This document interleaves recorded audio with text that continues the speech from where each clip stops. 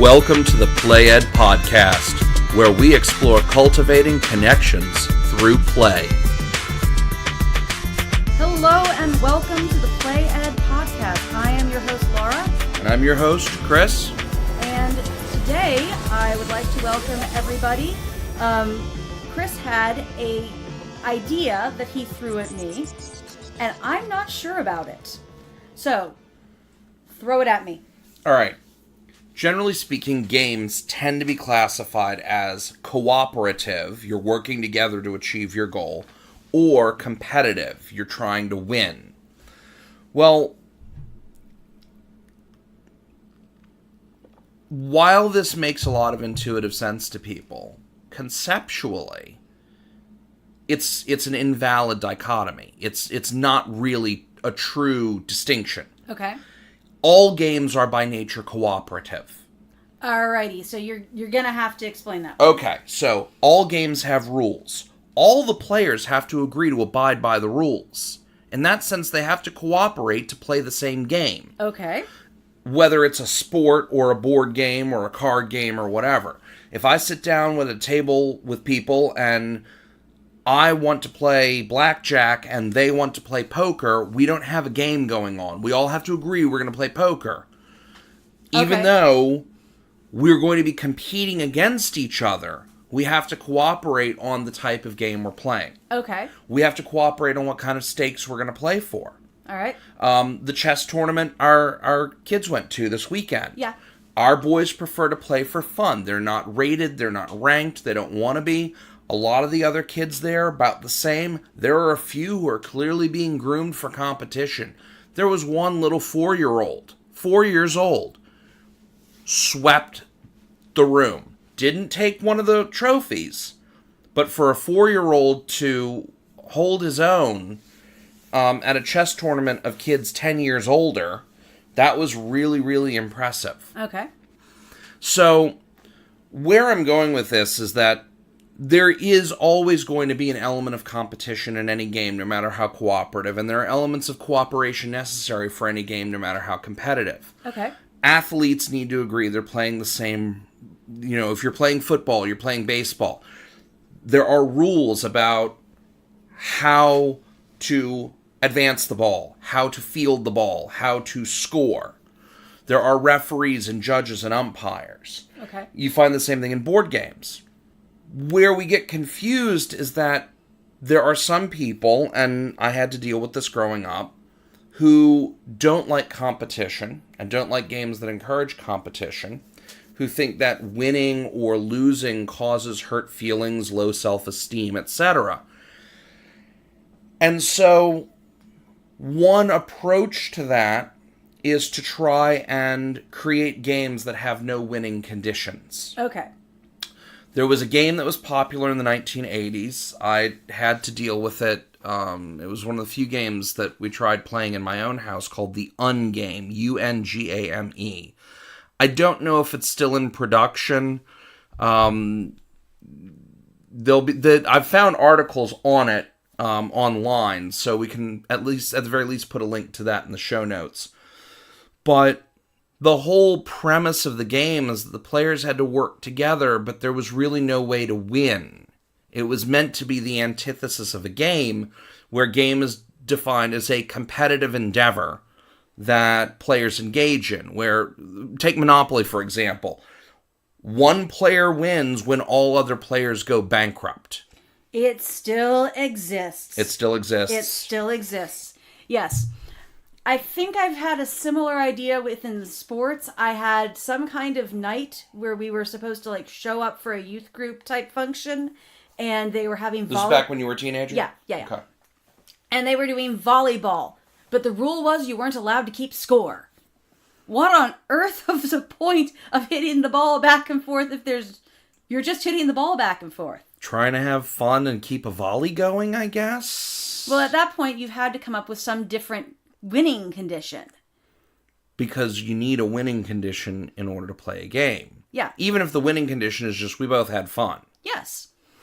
And so I think by this argument, Calvin Ball even from the Calvin and Hobbes comic. All right, you're going to have to elaborate on that, because I know what you're talking about, but I'm willing to bet that some folks listening do not know what Calvin Ball is. All right, so Calvin and Hobbes is the comic strip that was drawn by Bill Waterston. I believe so, but we need to double check that. I'll double check and have it in the show notes. It was a comic about a kid and his stuffed tiger who was usually portrayed as a perfectly big real-life tiger because it was his imaginary friend. And they had a game called Calvin Ball, and the only rule was that there were no rules. And so you could pretty much do anything at any time and declare that it was a rule of the game. Interesting. So by this... Chaotic. Very chaotic. But you agreed that you were playing Calvin Ball. And so where something wouldn't be allowed because it was touch football or baseball or street hockey. Oh, I played so much street hockey when I lived in Philly. In Calvin Ball, you couldn't argue that it wasn't part of the game because you'd already decided you were playing Calvin Ball. Yes. So, going back to this kind of idea of the ungame and this sort of movement against competition, there are other solutions to the problem. One of my favorites is a competitive game that requires cooperation to survive. And so, for example, I know there's, was it Forbidden Island that the kids played for a while? And then there was also Castle Panic. Our kids love playing Castle Panic. Even the little 4-year-old can play Castle Panic because it's a very simple tower defense game. Monsters are attacking the castle. All the players are in the castle. And if the castle falls, everybody loses. Mm-hmm. They have to work together against the structure of the game, but within the rules, in order to trade amongst themselves the resources to try and fend off and defend the tower. I know tower defense games were really popular apps and like flash games, web-based, browser-based flash games for a while. I don't know if they still are, but I know my kids love playing Castle Panic. And there are a couple of different varieties of it. It's all the same game, but with just different trade dress, different skins, different kinds of monsters, and so forth. But the idea is that here you help engender cooperative play by giving them a common enemy to fight against and fairly high stakes for loss. Another way of dealing with this is what you find in role-playing games. Okay. Whether it's an MMORPG online or, as we prefer to play, tabletop. With pen and paper and physical dice, and, we get a bunch of kids together. I typically have about 16 or 18 people around my table when I run a game of Dungeons & Dragons, and it's mostly kids. There's a couple of extra parents who come to help out. A lot of the kids are special needs or non-neurotypical. They're all that, and they grow in friendship as they learn to deal with the social interaction and work together in order to achieve a common objective. Uh-huh. And so they learn to cooperate in service to their victory condition. And then they have to divide the loot among themselves, which is always entertaining. But those are alternative approaches to the idea that competition is always destructive. Competition has its place. It's a necessary component of life. And I think there are better solutions to the problem than would be represented by something like the ungame. So basically what you're saying is that you need to have a mix of the two. All good games are going to be a mix of cooperative and competitive. And to some degree, choosing which balance of them. I mean, if you're playing Risk, you're playing competitively against the other players. Correct. And so what you're going to look at is, it's a question of audience. But if you're, say, playing Diplomacy, which is itself a delightful game, someone's going to win. But you have to determine how much you're going to trust the other players and to what extent are you going to fulfill your own commitments. And it's got deeper layers of cooperation than you find with something like Risk, where cooperation and risk tends to be ganging up on somebody who's in the lead. And so it might be a temporary alliance. Right now, so-and-so across the board is dominating and stomping all of us. But if you and I work together, we can even get everyone back onto an even footing. But once everyone's on an even footing, no one's going to blame you if you then decide to try to race ahead and get your own world domination victory. Right. Because the victory conditions of the game still recommend that one player win, and the other players then fall behind, either into second place, third place, etc., or are removed from the game entirely. Okay. So basically, when you're looking at playing the game that falls onto the more cooperative end of the scale, where there's a competition, but the competition is not among the players, but between the players and some other obstacle, then that is a game that is going to offer the benefit that you don't have antagonism among the people playing, but you still have competition in the sense that there are victory conditions. There is something to strive for and a sense of knowing that you won. Correct. Yes, that's what I'm trying to articulate here. Okay. And so what some people who don't like that player versus player competition for whatever reason, maybe it's because you're dealing with immature players. If you're dealing with younger children, it can be devastating if they keep losing Candyland because they're the youngest, or they keep getting a bad spin of the wheel or roll of the dice. And so a game where they can participate and have the opportunity to win by working with everyone might be a better game to work with for them, simply because it takes time to learn how to lose gracefully. Exactly. And as a parent, I need to choose and help shape the opportunities I give. Sometimes the opportunity is, okay, you're going to lose because that's what happens. Okay. Sometimes it's... Right, so if I'm going to teach my child chess, if I play straight, it's going to be a long time before they can beat me. Just because we're working on, can you move the pieces correctly? Do you understand the one-touch rule? Can you castle correctly? But I'm not competing against them. I'm trying to create opportunities to teach them.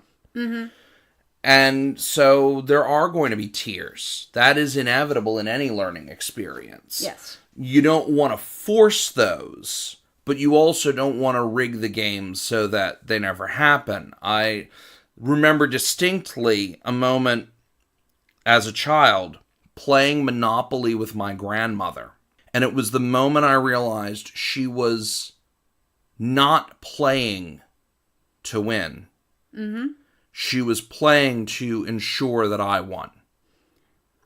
And it was a really disappointing moment because I realized that all the games of Monopoly I'd won up to that point, I was probably only about 5 or 6 years old. I mean, I barely understood how to play Monopoly at that point.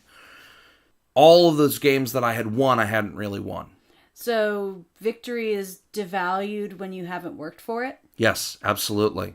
Part of the joy of victory is overcoming the obstacle by luck, skill, hard work, mastery of the material. When I was in middle school, we had a group of us who would play chess every day at lunch. And when I started, I got my butt kicked every single day. I was mature enough not to throw a tantrum, but it was still really frustrating. And I remember talking to my parents about it. I remember talking to my homeroom teacher or mentor, one of my teachers at school who was kind of like my advisor. He was my advisor, I think is what he was called. And they all basically said the same thing. Well, if you want to get better, then keep playing all these people who keep beating you. But start trying to figure out why they're beating you, how they're beating you. Talk to them. And so, and then they also recommended that I read books on how to play better chess. And so I got books out of the library and I read them. This was before the internet. Now you can. I was looking the other day for one of my kids, and there's hundreds of videos on YouTube on how to teach kids to play better chess. There's whole step programs that you can get for the computer where it's like it's a computer chess game, but it's also got a grandmastery tutorial to help you learn how to play at a grandmaster level, and that sort of thing. Anyway, this was pre-internet, so I got some books out of the library. I remember Bobby Fischer Teaches Chess specifically. I don't remember that one being very helpful, but I do remember that book. And I started to get a little better. And then I won about as many games as I lost. So I had kind of a 50-50 win rate. And then I never got good enough to dominate, but I could hold my own. And then when I played other people as I got into high school, I was actually a halfway decent chess player. And so in that case, the disappointment of the competition and losing, once you got past the understandable pain that comes from losing, was that it inspired you to say, can I do better? Absolutely. Absolutely. And so I think that's, as a parent, that's one of the things I'm always conscious of when I'm running games or teaching games to my kids, other people's kids, is that what am I teaching this child through this game interaction? And that tells you to some degree what type of game you want to choose to play. That if you're going to choose a game where there's a clear winner and a clear loser among the players, that there ought to be something in the way you present it that allows them to take those losses as a learning moment. I know that if I'm going to teach a 4 or 5-year-old checkers or chess, there will be tears. Yes. That's unavoidable. And it's not a bad thing. Because what you learn from that is the same thing you learn from, skinning your knees when you're learning to run or when you're learning to ride a bike. You get back up, you do it again, you get better at it. That's a really valuable lesson to learn over a chessboard at the age of 4 or 5. Mm-hmm. Because I've met 40 and 50-year-olds who haven't learned that lesson. And that's really sad to see adults who are basket cases because no one taught them that when life knocks you down, you get back up, you get back on the bike, you sit down at the chessboard again, and you just keep trying. That perseverance as a character trait can be imparted through playing sports, playing games. Playing things particularly with a competitive aspect. Yes. Because if you can lose, that can spur you to persevere and learn how to win. Right. Now, when I'm teaching my kids chess, I'm not sitting there just beating them in game after game after game after game and they're hopeless. We walk through, hey, let's set the board up. Let's make sure we're moving the pieces correctly. Once we get past piece movement, then I start getting into, so why did you move that piece? Did you see this piece over here that was threatening pieces you value? Okay. One thing that a lot of people do when they start playing chess, and I've seen it in other games, I've seen it in business, is people playing to not lose. Okay. As opposed to being willing to win. To win, you have to take risks. To love, you have to take risks. Okay, that's how I played Risk. You played to not lose. Yes. And that's why you lost. Yes. Because someone else was willing to win, and they were willing to take the risks to win. Mm-hmm. And I think a lot of people who find themselves in a position where they conceptually don't like playing a competitive game as they think of it is because they don't like the experience of losing. And they don't find that spurs them to try to figure out the game enough to want to win. Right. And so all they'll do is they're probably playing because someone else wanted to, and they'll play to not lose, and inevitably lose because of that. Right.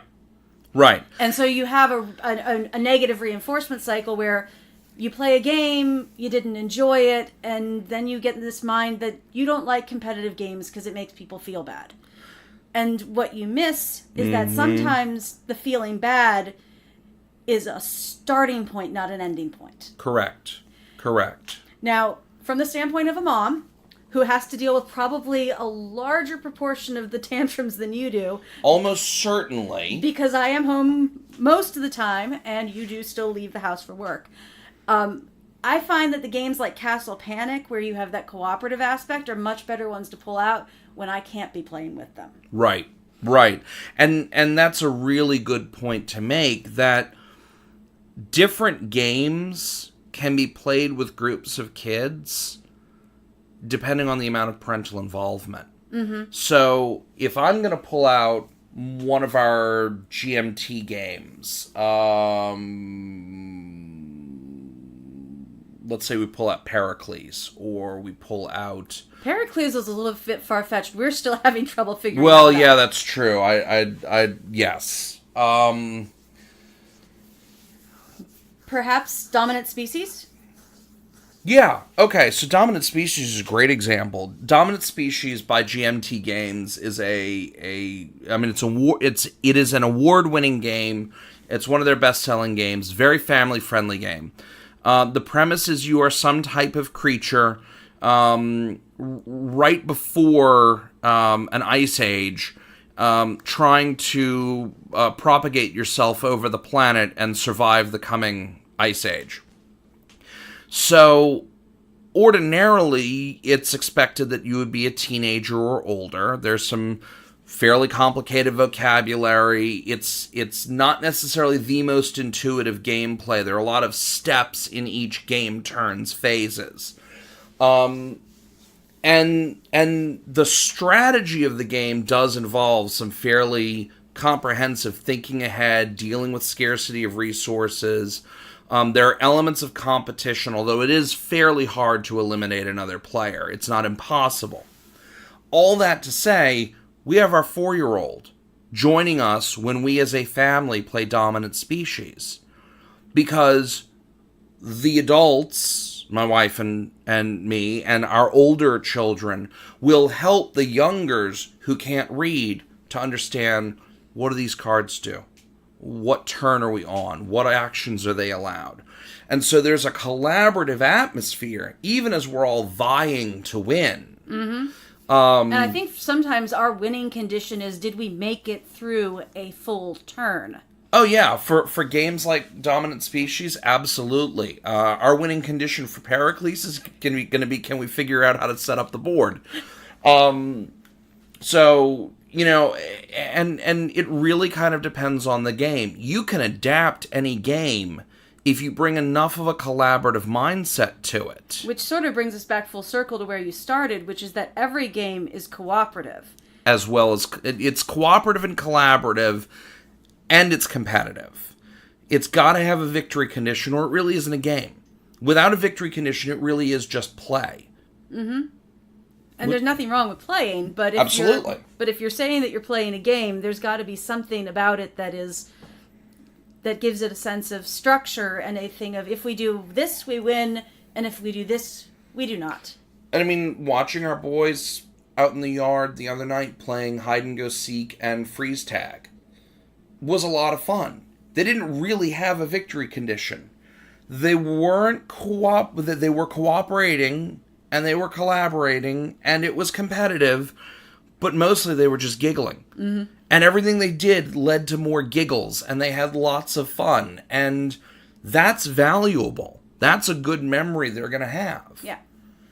And so, figuring out what you want as a parent, and then being open to letting things develop once you set up the pieces, whatever setting up the pieces ends up meaning for the particular game you're playing. And so it starts with looking at the game and saying, what kind of game is this? What are we trying to get out of it?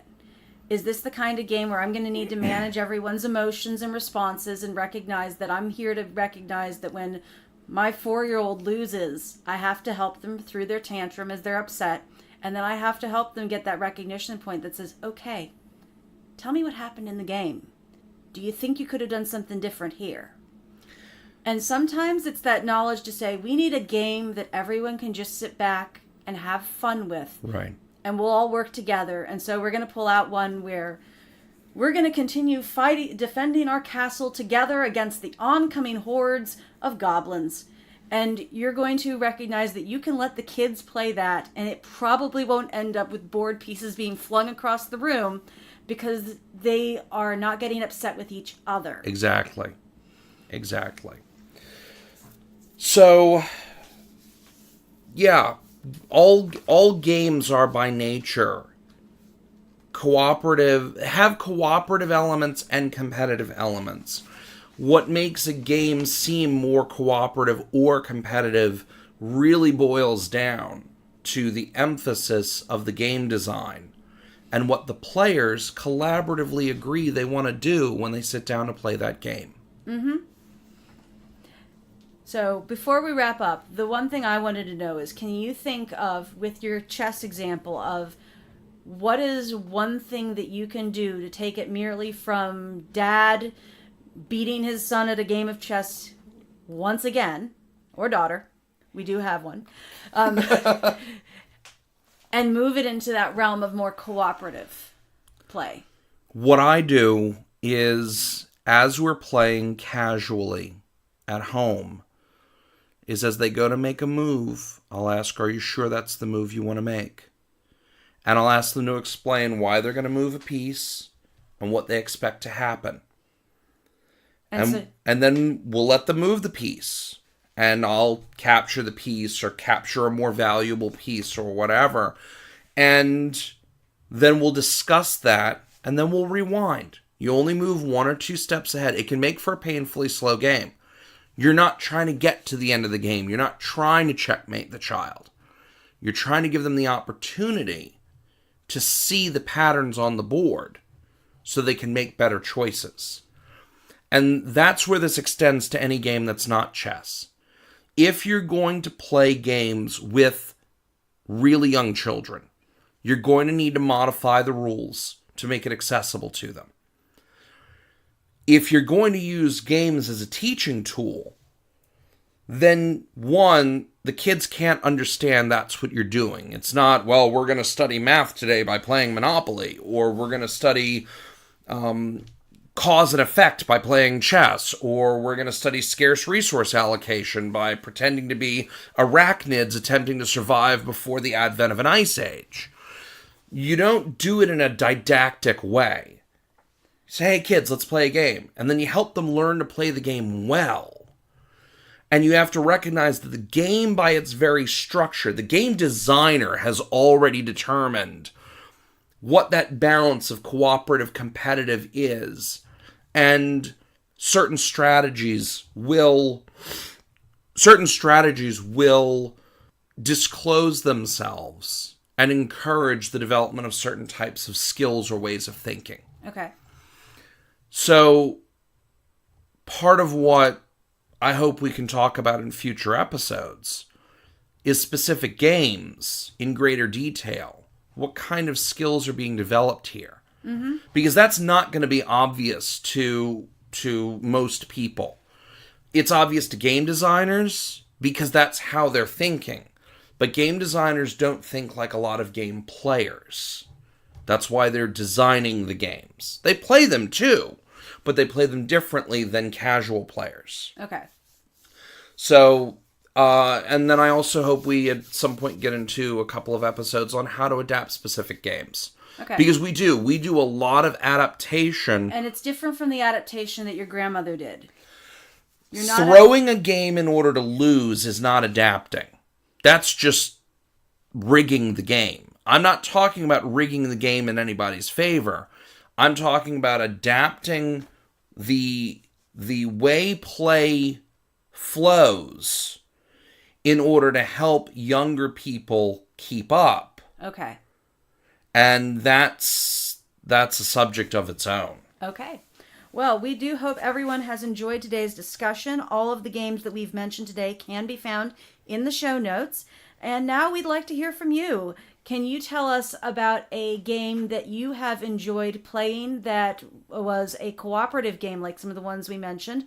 Or was there a competitive game that you discovered inspired you to become better at it because you had a loss? And rather than throwing the board and tossing the chess pieces, you decided this is the one I'm going to figure out how to beat. And we'd also like to hear from you if you have any questions about adapting games, adjusting games, and particularly if they center around dealing with non-neurotypical children, very, very young children playing grown-up games, or dealing with adults looking for ways to get into playing different kinds of games. So you can write to us at playedpod@gmail.com or find us on Instagram and Twitter at playedpod. We also have a Facebook page, Played Podcast.